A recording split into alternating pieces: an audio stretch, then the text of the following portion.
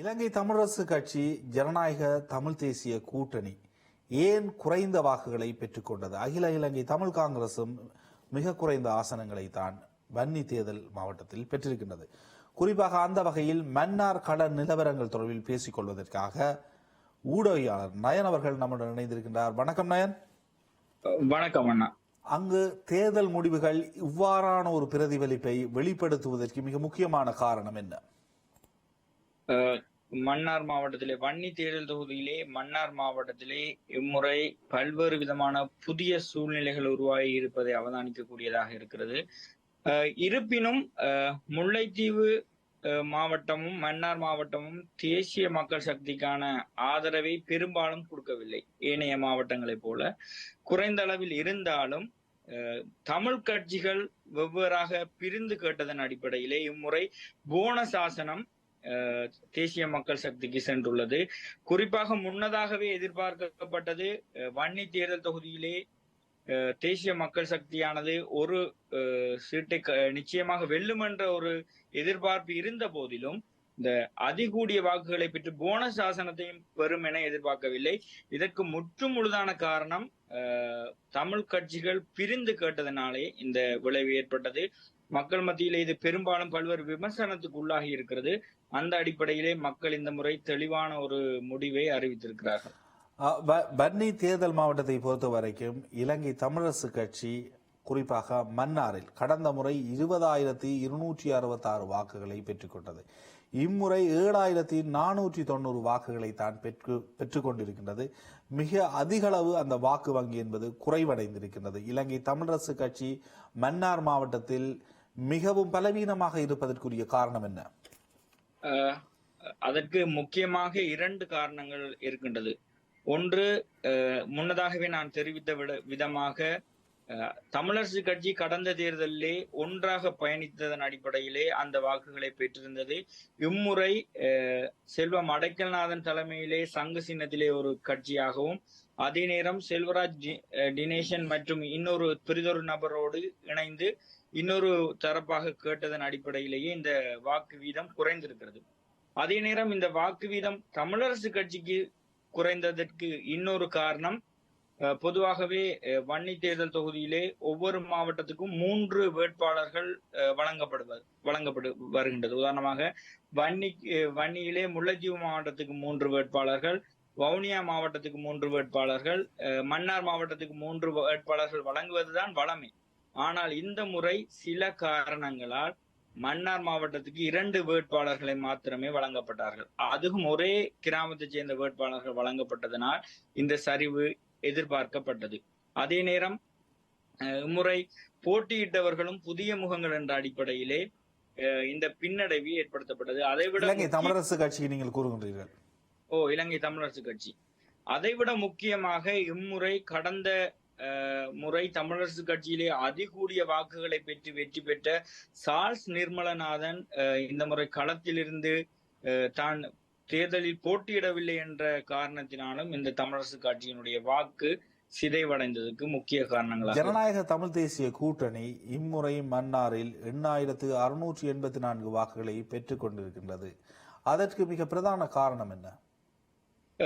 உண்மையிலேயே ஜனநாயக தமிழ் தேசிய கூட்டமைப்பினுடைய கட்டமைப்பு அடிப்படையிலே அவர்கள் 3 முக்கிய வேட்பாளர்களை களமிறக்கியிருந்தார்கள். அதிலும் பிரதானமாக அந்த கட்சியினுடைய டெலோ கட்சியினுடைய தலைவர் செல்வம் அடைக்கல்நாதன் தொடர்ச்சியாக பாராளுமன்ற உறுப்பினராக இருந்து வருகிறார்கள். தமிழரசு கட்சியின் இருந்து அதிருப்தியாளர்கள் சிலர் இந்த சங்கு சின்னத்திலே போய் ஜனநாயக தமிழ் தேசிய கூட்டமைப்புக்கு ஆதரவு வழங்கியிருந்தார்கள். அதே நேரம் சிவசக்தி ஆனந்தன் போன்ற முன்னாள் பாராளுமன்ற உறுப்பினர்களுடைய ஆதரவும் இந்த சங்கு சின்னத்துக்கு இருந்ததன் அடிப்படையிலே இந்த முறை சங்கு சின்னமானது மன்னார் மாவட்டத்திலே ஒரு குறிப்பிடத்தக்க அளவு ஒரு வெற்றியை பதிவு செய்திருக்கிறது, வாக்குகளை பெற்றிருக்கிறது. ஜேவிபியினால் ஏன் மிகப்பெரிய ஒரு வாக்கு வங்கியை மன்னாரில் பெற்றுக்கொள்ள முடியவில்லை? அதற்கு முக்கியமாக ஒட்டுமொத்தமாக காரணமாக தெரிவிக்கப்படுகிறது ஜேவிபியினுடைய வேட்பாளர் தெரிவு அவ்வளவு திருப்தியானதாக காணப்படவில்லை என்ற குற்றச்சாட்டு முன்னதாகவே எழுந்திருந்தது. அதாவது தேசிய மக்கள் சக்தியை பொறுத்த வரைக்கும் வேட்பாளர்கள் அங்கு மிக முக்கியமானவர்களாக அல்ல. அங்கு வந்து ஜேவிபிக்கான வாக்கு வங்கி அன்றகுமார திசாநாயக்காவின் மீதான ஒரு ஈர்ப்பு அலை, ஊழலுக்கு எதிரான பிரச்சாரங்கள்லாம் மிக அதிக அளவு வாக்குகளை திரட்டி இருக்கின்றது. அங்கு தனிநபர்கள் சார்ந்த வாக்களிப்பு இல்லை அல்லவா அந்த கட்சியை பொறுத்த வரைக்கும்? அது ஒரு பக்கம் இருந்தாலும் இந்த மன்னார் மாவட்டத்திலே ஜேவிபியினுடைய வாக்கு குறைந்தமைக்கு காரணம், நேரடியான காரணம் ஒன்று வாக்காளர் தெரிவில் இருந்த பிரச்சனை, அடுத்ததாக நேரடியாக நீங்கள் கூறுவது என்பது தேசிய மக்கள் சக்தி மிக தவறானவர்களை அல்லது சமூகத்தில் எதிர் விமர்சனம் கொண்டவர்களை வேட்பாளர்களாக நிறுத்தியது என்பதா? அப்படி இல்லை. அதாவது சமூகத்துக்கு பழக்கமற்றவர்கள், புதியவர்கள், முன்னதாகவே சமூகத்தோடு இணைந்து செயற்பாடுகளை செய்யாதவர்கள் அல்லது சமூகத்தில் ஒரு குறிப்பிட்ட ஒரு அடையாளத்தை பெறாதவர்களை வேட்பாளராக நிறுத்தியமை ஒரு காரணம். அதே நேரத்திலே இந்த தேர்தல் பிரச்சார நடவடிக்கையில் முன்னதாகவே ஜனாதிபதி தேர்தலாக இருக்கலாம், இப்பொழுது பாராளுமன்ற தேர்தலாக இருக்கலாம், அனுரகுமார திசாநாயக்க மன்னார் மாவட்டத்தில் தனது பிரச்சார பணிகளை நேரடியாக செய்யவில்லை. குறிப்பாக ஜனாதிபதி தேர்தலின் போது அவர் இங்கே வருகை தருவதாக இருந்து வருகை தரவில்லை. அதே போன்று இந்த பாராளுமன்ற தேர்தலிலும் எந்த ஒரு பிரச்சார நடவடிக்கைக்கும் ஜனாதிபதி அவர்கள் அனுரகுமார திசாநாயக்க அவர்கள் வரவில்லை. அதே நேரம் யாழ்ப்பாணத்தை பொறுத்தவரையிலே சில காணி விடுவிப்பு சம்பவங்களாக இருக்கலாம், வீதி விடுவிப்பு சம்பவங்களாக இருக்கலாம், நேரடியாக இடம்பெற்றாலும் மன்னார் மாவட்டத்தில் அந்த அளவு சொல்லக்கூடிய ஒரு செயற்பாட்டை ஜேவிபி அதாவது தேசிய மக்கள் சக்தி செய்யாத செயற்பாடுகள் இல்லை. அந்த கட்சியினுடைய ஒரு பின்னடைவுக்கு மிக முக்கிய காரணம் என்பது உங்களுடைய கருத்து. ஐக்கிய மக்கள் சக்தி எதன் அடிப்படையில் தன்னுடைய வாக்கு வங்கியை தொடர்ச்சியாக பேணுகின்றது? அதற்கு யார் காரணம்? ஐக்கிய மக்கள் சக்தியினுடைய தற்போதைய செயற்பாடுகள் ஒரு பரந்துபட்டதாக காணப்படுகின்றதால் ஒட்டுமொத்த சமூக ரீதியாக அது ஒரு இல்லை. கடந்த முறை நாடாளுமன்ற தேர்தலில் கூட மன்னார் மாவட்டத்தை பிரதிநிதித்துவப்படுத்தி 14,632 வாக்குகள் கிடைத்தது. இம்முறை 15,007 வாக்குகள் கிடைத்திருக்கின்றது. ஆகவே அந்த வாக்கு வங்கி என்பது ஒரு நிலையாக தொடர்ச்சியாக பேணப்படுகின்றது இல்லையா?